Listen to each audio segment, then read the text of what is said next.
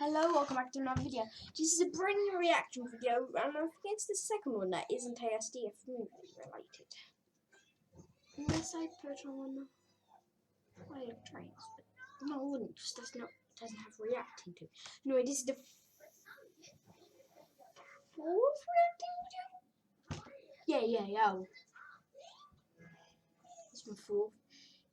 Derailed, Valley, Overhauled, In Depth.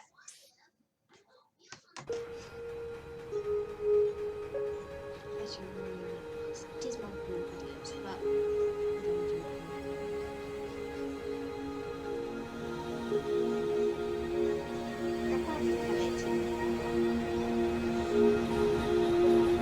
Hello everyone, my name is Ivan, and this is your first in-depth look at Derail Valley Overhauled, the major upcoming free update of our train simulator, available now for both regular flat-screen PC and all major PC VR headsets.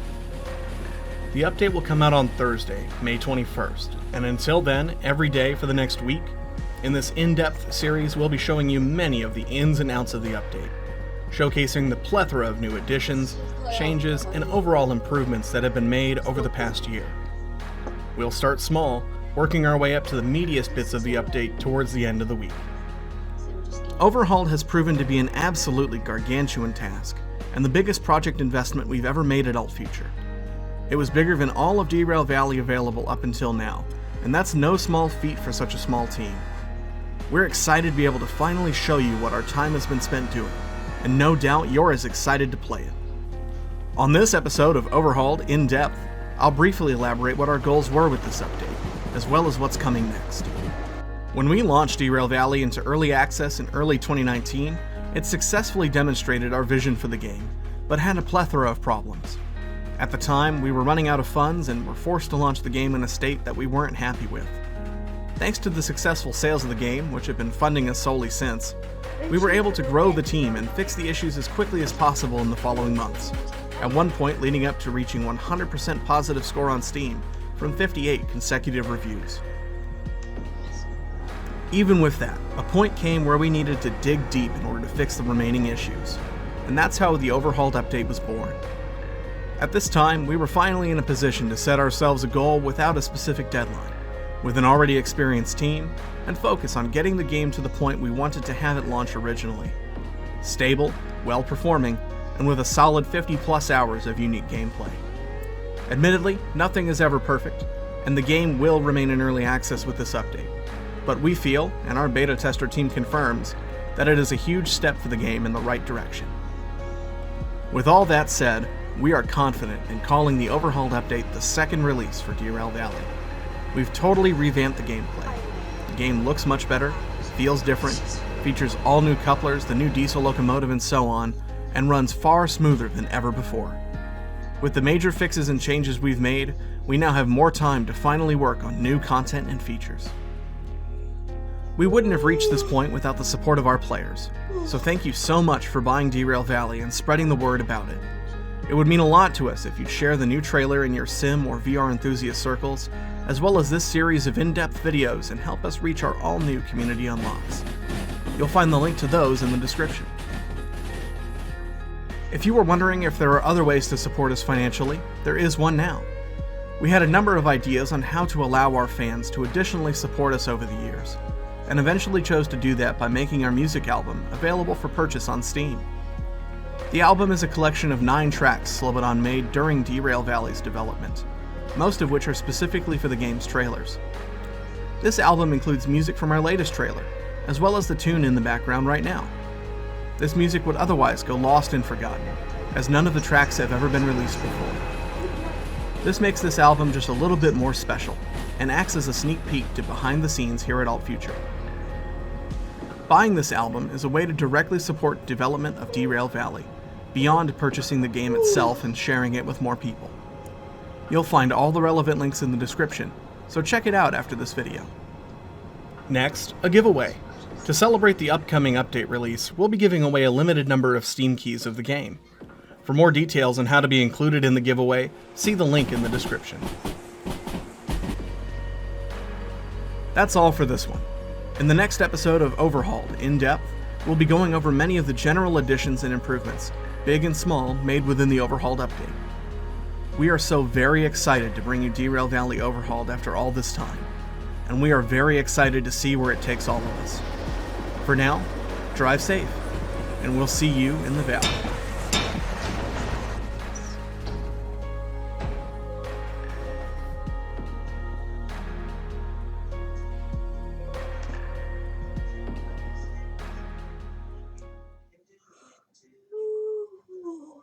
Hello everyone, my name is Ivan, and in this episode of Overhauled In Depth, we're going to be looking at some of the immediately noticeable updates and fixes that are coming with the release of the free update Derail Valley Overhauled on May 21st. You may have already noticed some of these things within our latest trailer, but here we'll discuss them in a bit more detail. The first and surely the most welcome is the multiple large performance improvements. Many CPU and GPU optimizations were made, making the game run a lot smoother and at higher frame rates for both VR and PC players. The difference is especially noticeable for players with lower-end hardware, and as such we were able to reduce the minimum requirements, while improving the overall visual fidelity. On the other hand, for those of you with powerful rigs, we've removed the frame rate cap, allowing you to unleash unlimited frame rate from your machine. The next easiest improvement to spot right away is the general graphics improvements that the team has implemented for both PC and VR players. With deferred shading enabled, as well as SSAO, TAA anti-aliasing, some pretty post-processing effects, and experimental water reflections, riding around the valley feels just that bit more alive. In VR, these graphics options are off by default, as they somewhat lessen the image sharpness. But on high-end hardware, given the gained performance, you can easily crank up video resolution to higher than 100% to make up for that sharpness lost. Distant trees that used to be very jaggy now get a bit of anti-aliasing too, making for a more scenic look. So do office interiors, with their improved lighting. To start with, one of the first things you'll notice in-game is that the pause menu GUI has been redesigned from scratch, a phrase you're going to hear a lot in these videos. The new menu has the usual buttons for settings and such, but with plenty of new sub-options. Next up, we'd like to show you the new inventory, completely revamped for both VR and PC. Previously, it was a bit finicky to use. It had a rather low slot limit and would become hectic to use when trying to do multiple things at once.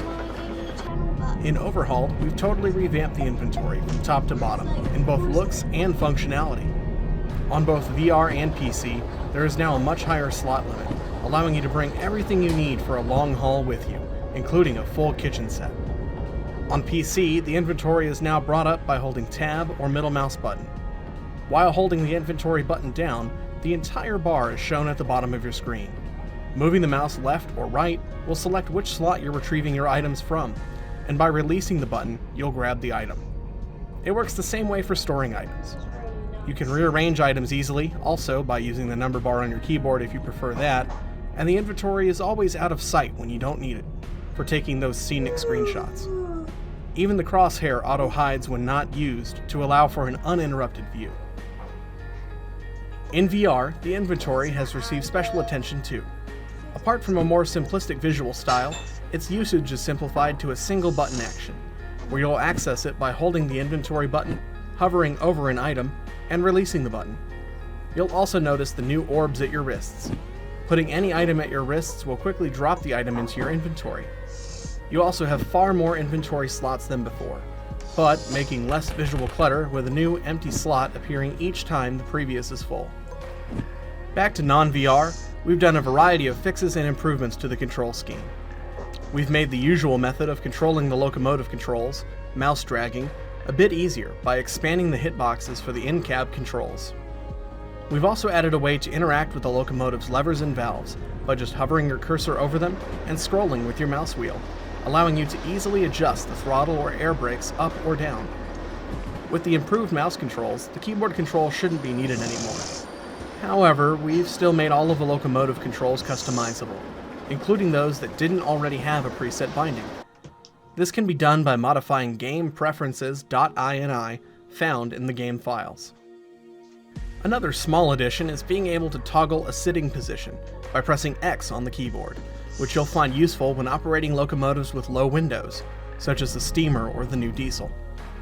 You'll also find a mouse sensitivity option, a way to enable or disable the crosshair, and even a way to invert the mouse if you prefer to use a mouse wrong.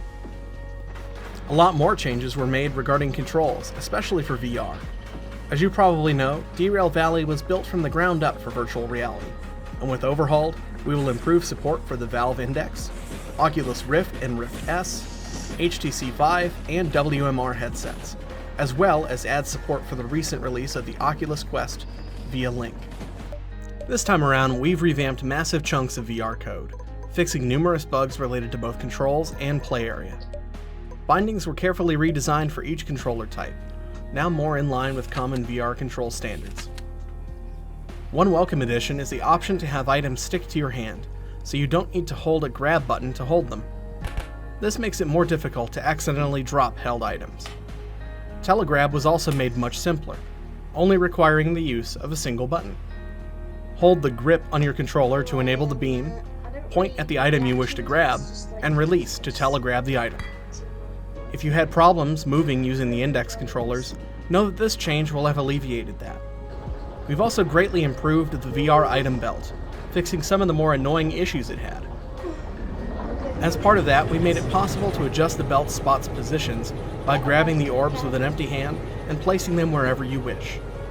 With the game now being a lot smarter at knowing what you intended to grab, you can also safely operate the locomotive remote from the belt without even looking, without fear of accidentally taking it out of the belt. This applies to operating delicate interfaces too, such as your maps menu. The revamp of the VR code made it possible to adjust player height to your liking. Some of its particular benefits include improved item interaction, such as items no longer shaking in your hand. Now, when you're holding an item, you're no longer prevented from moving or turning. To interact with the item in your hand, hold the Use key and simply press left or right. One frequently requested feature will finally make it to the game: smooth turning. With this option on, those of you with stronger stomachs will finally be able to turn around in the virtual world seamlessly. Finally, in VR, it is now possible to crouch and jump, which is very handy when trying to get between cars to couple them, which we'll talk about more later.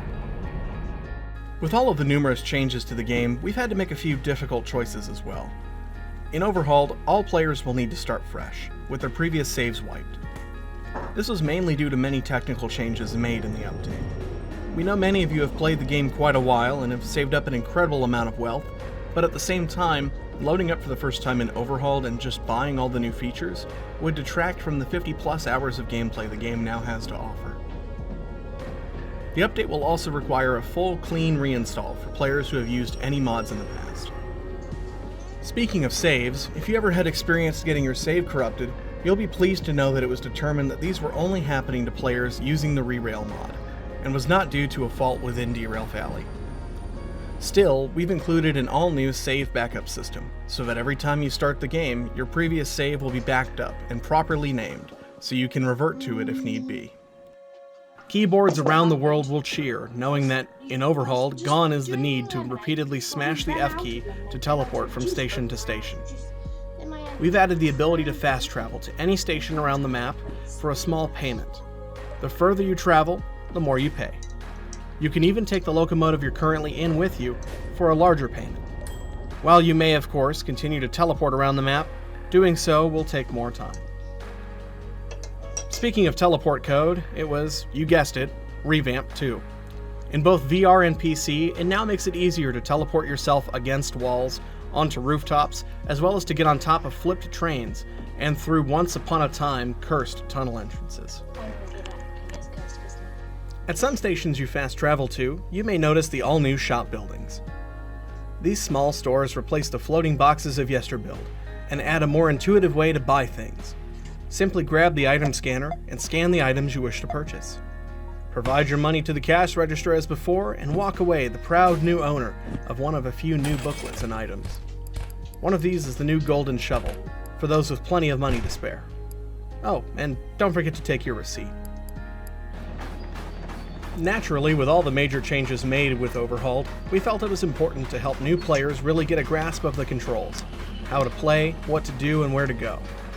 With this in mind, we've created an all-new tutorial, which will take the player through learning how to use their controllers, how to interact with the game, how to drive the starting locomotive, and couple cars. Even if you're a veteran player, playing through the new tutorial will help you learn the new controls and features. If you'd like to support our work, you can now buy our new soundtrack on Steam.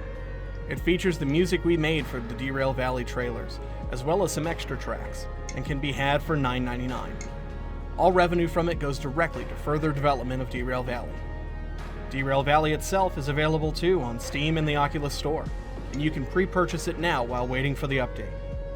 We'll also be doing a giveaway of a limited number of Derail Valley Steam keys. For more details on how to be included, see the link in the description. On the next episode of Overhauled In Depth, we'll be going over the all-new couplers and the derailment rewrite, amongst many other things. For now, drive safe, and we'll see you in the valley. I'm gonna show you.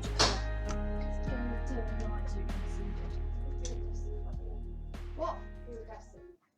Hello everyone, my name is Ivan, and in this third episode of Overhauled In Depth, we'll be going a bit more into detail with the new derailment physics, the all-new couplers and air hoses, as well as the comms radio, along with a few related things coming with the release of our free major update, Derail Valley Overhauled, on May 21st. We'll start with something I personally feel is one of the biggest changes on its own to the game, the derail physics rewrite. As one of the most unfair mechanics in certain situations, look at you flat cars, it was also the first large task on the to-do list that eventually defined Overhauled as the massive update that it's become. Gone forever is the slow, careful crawl along the tracks. Gone are the days of the flat car menace. And by that he means like when flat cars like usually like to jump off the tracks. Now is the age of going fast. Things around the valley have significantly sped up with Overhauled. Overall, average safe speeds along the lines have nearly doubled, allowing you to go much faster around turns and tight mountain passes. You'll have to, too, if you wish to try and make the new updated time bonuses. We're well aware of the speed limit map created by the community, but now, next to the tracks, proper speed limit signs have made a return. These signs, spread out along the rails, show the safe speed of the track ahead, in tens of kilometers per hour. The signs do have a bit of a safety margin built in, so the speed on the sign may not be quite the speed where the derailment occurs. Each sign can also have a second and third placard, some indicating a change in grade in the line, while another indicates a direction that the speed limit applies to. I'd very much suggest reading the signs booklet in-game for further information on how to read the signs along the rails. Don't feel too safe though, as derailments still can occur easily when not paying attention. The feel for when you're about to fall off the tracks remains almost unchanged from before, but is simply less unfair. In the event you do derail, your new best friend is going to be the all-new comms radio. The comms radio replaces the junction remote for switch tracks, but adds quite a few more features. You can cycle through functions of the remote by scrolling on PC, or by holding Use and flicking your control stick left or right in VR. The switch function is pretty self-explanatory. It allows you to switch junctions just as before, by pointing and clicking at the switch pole, though sometimes you may find it easier to just walk up to the switch pole and throw it by hand, by clicking on the lever at its base. Clear allows you to clear derailed cars off the track for a fee. Many players will be very happy to see you can use the re-rail function to bring derailed cars and locomotives back on track, for a fee of course. The further you need to move the derailed car, the more you'll have to pay to re-rail it. This does, however, mean that if you do make a mistake, it's not the end of the world. You may be able to save the job, provided you have the funds. Sometimes it's still worth it to deliver wrecked cars, if it was a well-paying job. If you're short on funds, you'll be able to get back to the nearest station by choosing the crew option, which, provided you've purchased Bob's garage key and unlocked the crew vehicle, will allow you to spawn, spoiler, the hand car, so you can just use some good old elbow grease to get back to civilization. There, you might pick up a rescue locomotive, or do shunting jobs for some quick re-railing cash. If you had any items left in a derailed train, fear not, as now they'll automatically be sent to lost and found sheds or to your player's home. More importantly, important items such as your wallet, the world map, and the comms radio can always be retrieved via the pause menu buttons, regardless of where they were located. On that note, if you leave any items in a train and close the game, Instead of finding them on the ground next time you start the game, which would happen in previous builds, now they'll be right where you left them, safe and sound. In general, accidentally losing items is now a lot more difficult to do, and no longer an issue. Possible for the first time ever in a train simulator is the all-new coupling system, hand-operated and particularly immersive in VR. Implementation of these new couplers also involved revamping a lot of the game's coupling physics, making it possible to correct the distance between cars, something you'll immediately notice. The couplers are of the highly interactive buffers and chain type, mostly seen throughout Europe. To couple two cars together, you'll simply pick one of the chains, drag it to the other car's hook, and drop it on. From there, tighten the screw to tighten the coupling together. The cars are now coupled. In order to be able to move the coupled cars, however, you'll need to release the brakes first. The air brake simulation, too, has been completely redone, now realistically propagating pressure throughout the entire train, connected via hoses. The locomotive's compressor now takes time to pressurize the whole system, requiring usage of extra locomotives in long trains, just to keep the brakes responsive enough. The air brake pressure is important, because without it, the train brakes are locked. By cleverly manipulating the brake valves between the cars, you can now launch cars rolling, or kick them, without brakes, and time them to stop just in time when shunting. Don't worry, if you make a mistake and leave a valve open somewhere, you'll be alerted by a light on the dash. Slamming on the brakes is no longer recommended, as the excessive pressure loss that overcomes the locomotive's compressor can bring the whole train to a halt. Even though buffers now cushion the impacts between cars and locomotives when braking, as they should, light use of the train brakes is still encouraged simply in order to keep the repressurization as short as possible. To help with that, we've also added an alternative way to brake: independent brakes. These brakes, only available on locomotives, will decelerate only the locomotive, but are much more agile to release. So, depending on your train size, you'll want to use both train brakes and independent brakes intermittently for the most efficient operation. All this just makes driving and shunting in the valley a lot more engaging and fun. With that, we've of course removed the auto coupler previously. I think the steam train and diesel train have got the same power level or top speed, but the diesel train can get up to it quicker, I think. If that's not true, or you know how it actually is, comment down below. Present in locomotive cabs, and plan to introduce it later as an in-game upgrade. If you'd like to support our work, you can now buy our new soundtrack on Steam. It features the music we made for the Derail Valley trailers, as well as some extra tracks, and can be had for $9.99. All revenue from it goes directly to further development of Derail Valley. Derail Valley itself is available too on Steam and the Oculus Store, and you can pre-purchase it now while waiting for the update. We'll also be doing a giveaway of a limited number of Derail Valley Steam keys. For more details on how to be included, see the link in the description. That's all for this episode. On the next episode of Overhauled In Depth, we'll be going over the world rework.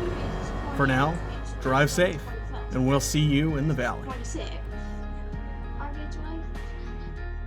2 days, Bridge 2's being released. Hello everyone, my name is Ivan, and in today's episode of Overhauled In Depth, we're going to be diving into the immense amount of effort behind the world rework. Yes, among the other major changes to the game, we secretly did a major update to all locations in Overhauled 2. Some may have already been spotted in the Overhauled trailer, but we'll take a closer look at them here in this video. Let's get started. We've added countless new objects to the game, such as roads, cars, homes, fences, and other related buildings and structures, which, along with the newly added vegetation to stations, are sure to really bring just that little spice of life to each and every locale. Due to massive optimizations done on these objects, as well as general optimizations done on physics and rendering, these densely packed stations now run faster than before, even when they were barren, and even with the additional graphical features. All stations were updated. While some retained their old layout, others received entirely new, complete overhauls, looking almost unrecognizable to their previous selves. Passenger stations. Then again, like, all of them how they look, because I've not played it before the update, and the update's already come out. So yeah. Stations have been added too to all towns for future use. If you want to roleplay some passenger trips in the meantime, you can spawn passenger cars using the new spawner feature available in the options menu. Here you can see some sneak peeks of the steel mill, goods factory, and city southwest, but the real crown jewel of the valley is the new harbor. This once small, quaint port of call has been totally and entirely transformed into a massive, sprawling, fully fledged port with multiple yards, a roundhouse, a military pier, as well as housing, a shop, and even a single roundabout. With most of the valley's industries in one way or another interacting with the harbor, it was always aimed to be the largest, most complex area in the region. This makes for some really interesting shunting jobs, with its sprawling yards really lending itself to shunting as a profession at this seaside locale. Many of you will be pleased to learn that many locations have received all new functioning turntables. These are immensely useful when planning to do your trips in the opposite direction. A few include roundhouses, such as Machine Factory in town, where you'll find a few locomotives to use for your work around the valley. Turntables can be controlled in several ways. By operating the lever in the control shed, by mouse scrolling while looking out the window in non-VR, and by physically pushing the turntable around. Using turntables is free of charge. Naturally, with the large changes to every station around the valley, we've redone all of the schematic maps to match. Just look at this chunky thing. We've paid special attention to detail this time around and made them more informative. Now, on each map are the locations of station offices, where you'll take jobs, buy licenses, and pay fees. Also on the map are the location of service areas to repair and refuel your locomotives, as well as the location of turntables and roundhouses. All locations now have dedicated overview pages to help you find your bearings before diving into the yard-specific maps, at the same time making it more challenging to navigate your way in and around the larger complexes. To help you get around the schematic book, we've added a navigation bar at the bottom of each page, letting you see where you are in the book, as well as where a particular station is within its stack of pages. This becomes particularly useful when hauling multiple jobs at once, and trying to quickly plan out your route while trying to make the ever-approaching time bonus limit. The Overhauled update generally brings a lot more color to stations, and that wouldn't be true without the all-new container liveries. Containers now visually represent the brand of the cargo manufacturer or a shipping company that they originate from, such as, for example, Neo Gamma Apparel, or Gorsk's You Build It Furniture, and even Tsunomi's monopoly on cat food. And it's sure to add a bit of flavor to more traditional hauls. With the growth of industry in the valley, the government has decided it's the right time to increase its presence in the region. To that end, the military has decided to construct several bases, the biggest one being in the Northeast Corridor. The main base, serving as seemingly a depot for military cargo, like ammunition and will often have you transporting some of the more dangerous and sensitive cargo in the valley, and will require a special license to take jobs to and from. The base features quite a few unique sites, including a secured, mountain-built bunker. You can, however, access military bases and their jobs only if you own the military license. Apart from new props and locations, we fixed many of the terrain glitches, floating tracks, and have also modified some of the track curves and intersections. As you'll notice, all yards finally have a proper ladder layout, and all junctions now save their state when you reload the game. You'll want to triple check your switches before blaring that steel shipment through the oil well at full speed. If you'd like to support our work, you can now buy our new soundtrack on Steam. It features the music we made for the Derail Valley trailers, as well as some extra tracks, and can be had for $9.99. All revenue from it goes directly to further development of Derail Valley. Derail Valley itself is available too on Steam and the Oculus Store, and you can pre-purchase it now while waiting for the update. We'll also be doing a giveaway of a limited number of Derail Valley Steam keys. For more details on how to be included, see the link in the description. That'll be all for this episode. On the next episode of Overhauled In-Depth, licenses, fees, and the oh-so-dreaded insurance. For now, drive safe, and we'll see you in the valley.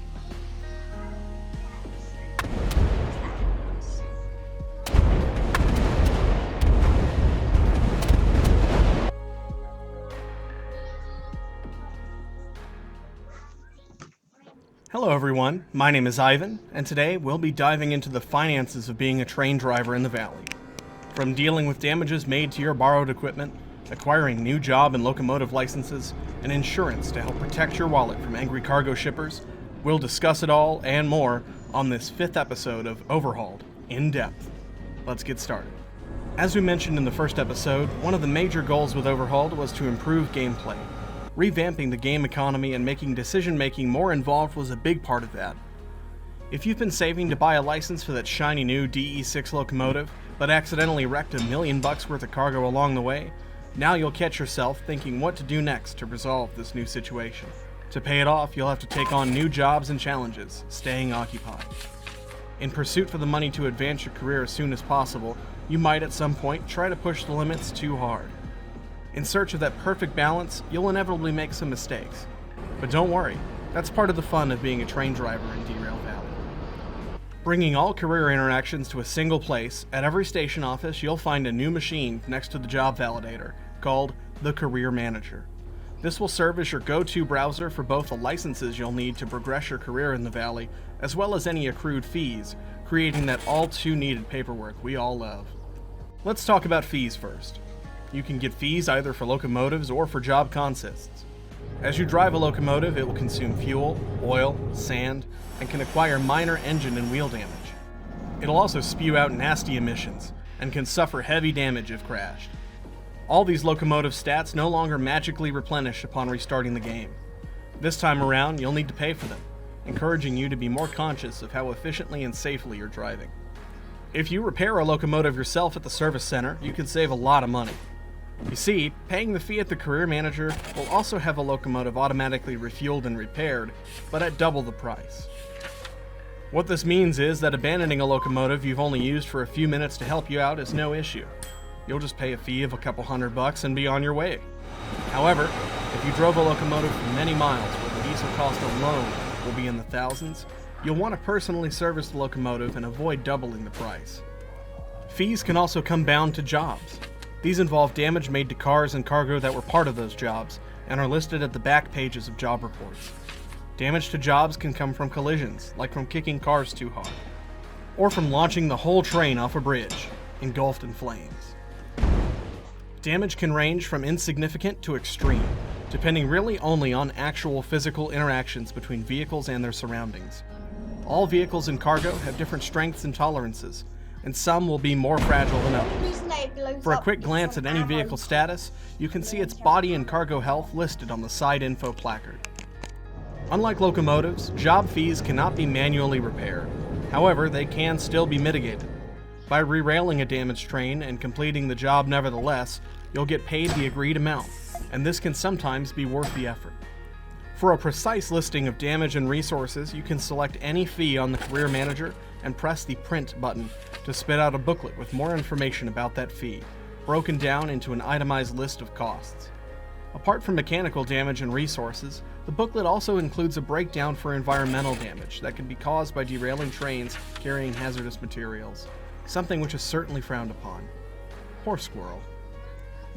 As you can imagine, fees don't expire, even after the affected locomotives or jobs have despawned. Now, let's talk about licensing. You'll see many of the bigger and higher paying jobs offered in stations, but will be unable to take them without the correct license. Similarly, as before Overhauled, licenses range from things like what kinds of cargo you can take and how many jobs you can do at one time, to what kind of locomotives you can operate. Every license has a cost to it, and it also affects your time bonus deadline and insurance, but more on that later. Most of the job licenses now have multiple tiers, such as Hazmat License 1, 2, and 3, which have to be purchased in sequence. Each license purchased will print out a lovely certificate, which is sure to bring a sense of pride and accomplishment. These licenses aren't like your driver's license. You don't need to keep them in your pocket. You can safely store them anywhere, a station office, the cargo ship, or even your house.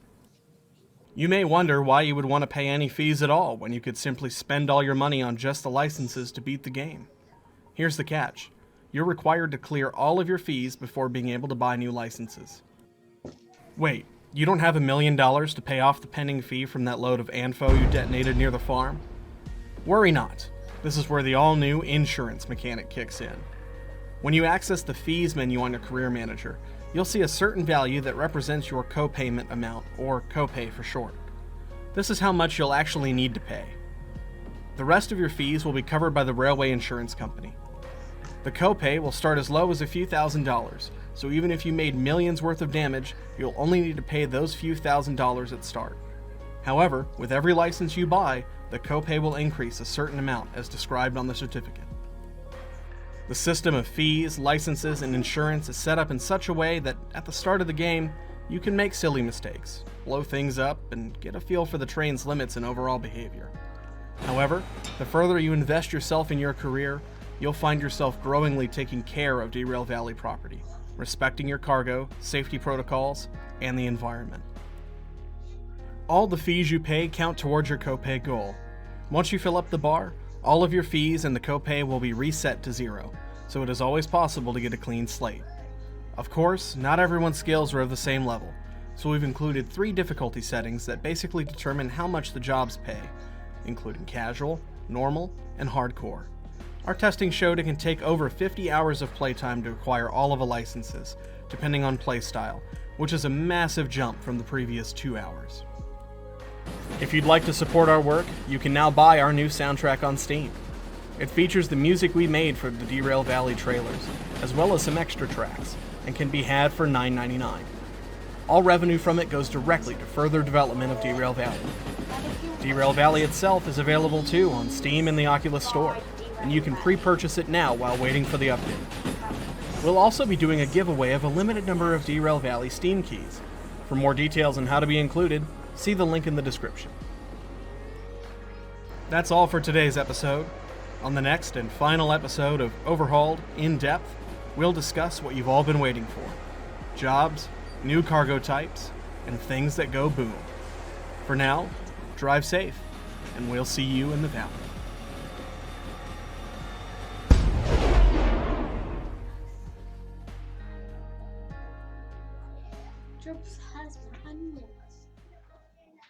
Hello everyone, and welcome to Overhauled In Depth.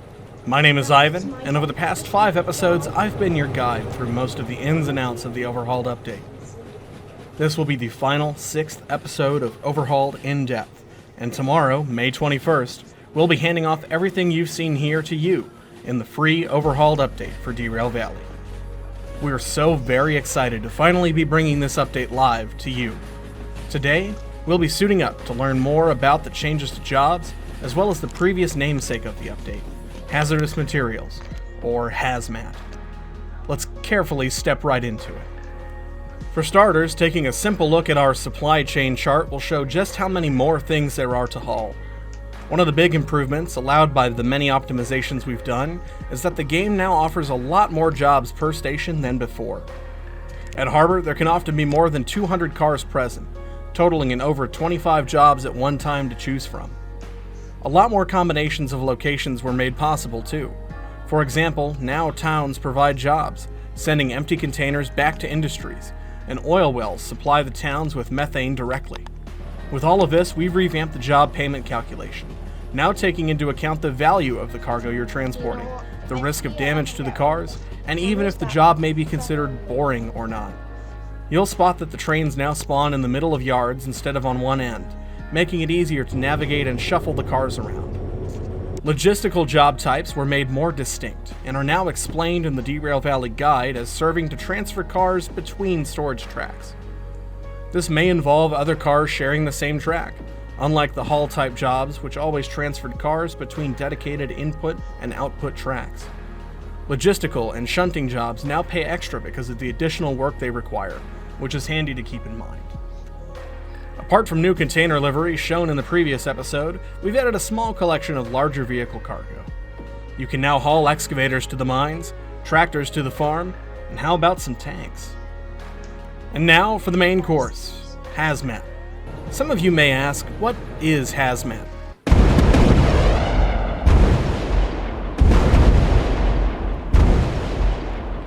That ought to explain it. Hazardous materials, or hazmat, are goods that pose a risk to health, property, or the environment, and you can recognize them by the distinct diamond-shaped placards on the sides, describing the type of hazard involved. There are 15 hazmat cargo types in Overhauled, ranging from explosives, asphyxiating gases, corrosive acids, to radioactive material, and more. Hazmat cargo is very risky to transport, as one mistake can cause the loss of your entire consist, and potentially millions of dollars in damages. One wrong move, kicking a methane tanker just a bit too hard, and you can cause a fire. That fire will eventually cause the explosion of the tanker, likely setting off a chain reaction within a yard, causing millions in damage. I did mention that's a bad thing, right? Because of the risk involved, hazmat jobs offer the largest rewards. Currently, hazmat does no harm to the player, but we may change that in the future, based on player feedback. Let us know what you think in the comments. It may have taken humans a few 100,000 years to make fire, but in Overhauled, all it takes is slamming 2 loaded tanker cars together. Just because a tanker car leaks fuel, though, doesn't mean it always results in a fire. Damaged cars that contain gases or liquids can leak their contents out into the air or onto the ground. Gasoline will spread, flooding the grass beside it with a pool of noxious fumes. As with any flammable item, it still requires oxygen and an ignition source, whether that's metal cars slamming together or a rogue train engineer sparking his lighter casually. Certain types of hazardous cargo may not be flammable. Argon, for instance, is non-flammable and inert, and can act in-game as a fire extinguisher. If both a gasoline-carrying car and a container with argon were leaking, the gasoline won't ignite.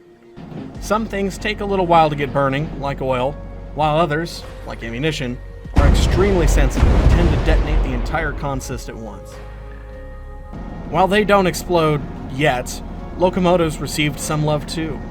The shunter's top speed was slightly reduced, but the steamer is now a lot more powerful and less prone to wheel slipping. Of course, one of the biggest additions is the all-new heavy diesel locomotive. We're leaving that one for you to unlock and explore.